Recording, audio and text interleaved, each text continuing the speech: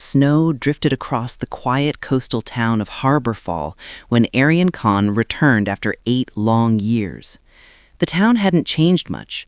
Same lighthouse on the cliff, same narrow streets lit with warm yellow lamps, same endless sound of waves crashing against the shore. But Arian was not the same man who had left. He carried with him regrets buried deep, hopes he wasn't sure he deserved, and a name echoing constantly inside his heart, Mehran. They had once been inseparable. Arian and Mehran, two dreamers who believed oceans couldn't drown their story and time couldn't break them. But a single misunderstanding, a storm of insecurity, and one sudden decision had torn them apart. Arian left Harborfall believing Mehran would be better off without him. He thought he was protecting her. Instead, he broke her heart and shattered his own. Now, walking through the familiar misty air, he wondered if she still remembered him with love or with pain. He entered the old Blue Lighthouse Cafe, a place filled with their memories. They had spent countless evenings here, sharing coffee, planning futures, laughing over nothing. As he stepped inside, the little bell above the door rang softly, like welcoming an old story back. A young woman approached him, staring with surprise. It took him a moment to recognize her. Tala, Mehran's younger sister, now all grown up. "You're Arian Khan, right?" she asked sharply. Arian nodded, unsure. She crossed her arms. "You're back after 8 years. Why?" I want to see Mehran," he admitted. Tala's eyes softened only slightly. "She's not the same girl you left. Life has been difficult for her." Arian felt the weight of guilt pressing harder. "I understand if she doesn't want to see me." "She didn't say that," Tala replied. "She just doesn't know how to feel. You broke her more than you realize." Tala walked away before he could answer. Arian sat in a corner table, staring at the wooden walls carved with old writings, some of which Mehran had once made. He wondered if the warmth he felt here was real, or just memories refusing to fade. That night, Arian walked toward the harbor, hoping the sea air would guide him. The sky was clear, the moon bright, and the waves carried a soft hum of nostalgia. And then he saw her. Mehran stood at the edge of the pier, hair dancing with the cold wind, wrapped in a beige coat, looking at the horizon as if waiting for answers the ocean couldn't give. She looked older, quieter, but still heartbreakingly beautiful. Arian felt his breath catch. "Mehran," he whispered. She turned slowly, her eyes widening in shock. For a moment, neither of them spoke. The silence was full of everything they never said. Arian took a hesitant step closer. "How have you been?" She didn't smile. "Living, that's all." Her voice was gentle but distant, like she had built walls around her heart.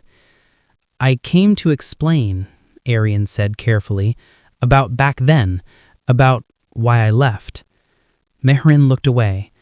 "You don't need to, Arian. Whatever reasons you had, they don't change anything now." "But they mattered," he insisted softly. She closed her eyes, taking a long breath. "You left without a word, without giving me a chance to understand. You think reasons can erase that?"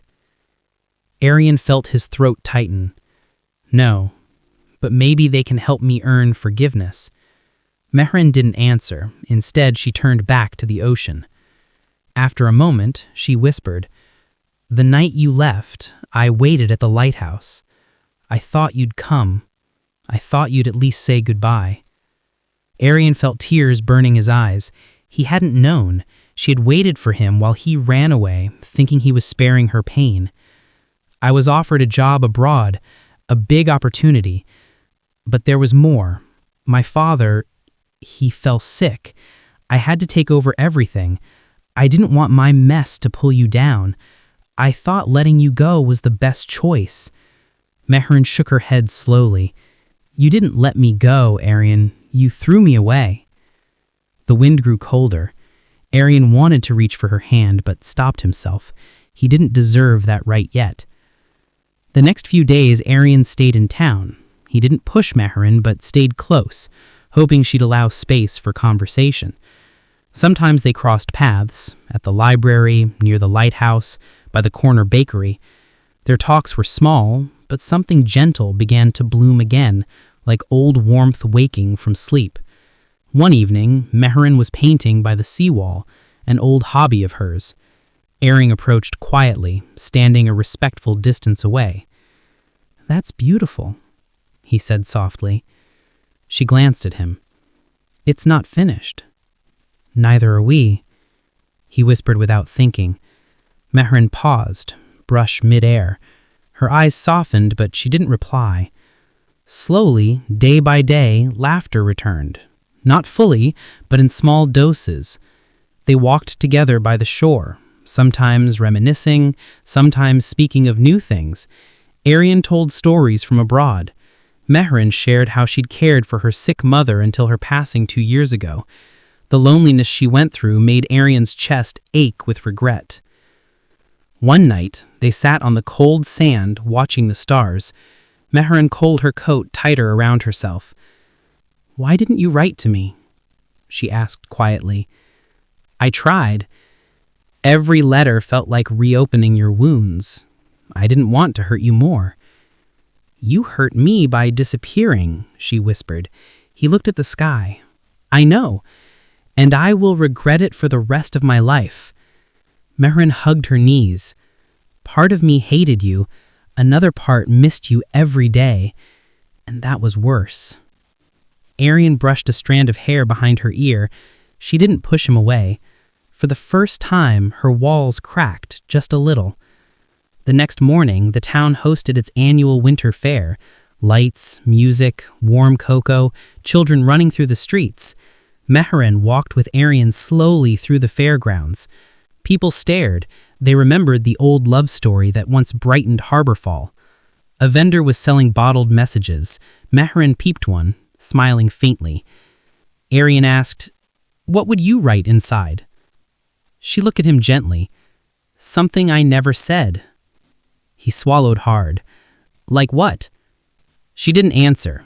Instead, she slipped the bottle into her coat pocket. Time passed softly. Arian helped Mehran fix her mother's old garden. She helped him settle into a small, rented cabin near the lighthouse. They shared dinners, quiet laughs, silent moments. Their hearts healed not through confessions, but through presence. And then one snowy night, everything changed. Mehran stood outside Arian's cabin, holding the message bottle. Her hands trembled slightly. "I opened it," she said. "What was inside?" Arian asked gently. "A blank paper," she whispered. It felt like a second chance, a new page. Arian stepped closer, eyes searching his. "What do you want to write on it?" Mehran looked into his eyes, deep, emotional, vulnerable. "I want to write your name, but I'm scared." Arian touched her cold fingers lightly. "Then write it slowly. You don't have to rush. I will wait."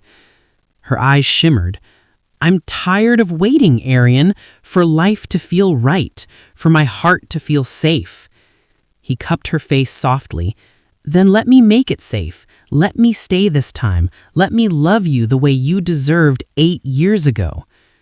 Mehran closed her eyes, leaning into his touch. And then, with her voice barely above a breath, she whispered, "Don't leave again." "I won't," he promised, "not even if the world asks me to." The snow fell heavier. Between the quiet white flakes, they kissed, softly, deeply, slowly. A kiss filled with years of longing, pain, forgiveness, and love rediscovered.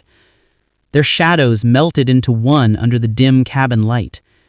From that night on, Harborfall witnessed a new beginning. Arian stayed. He built a small writing studio near the shore. Mehran's art flourished again.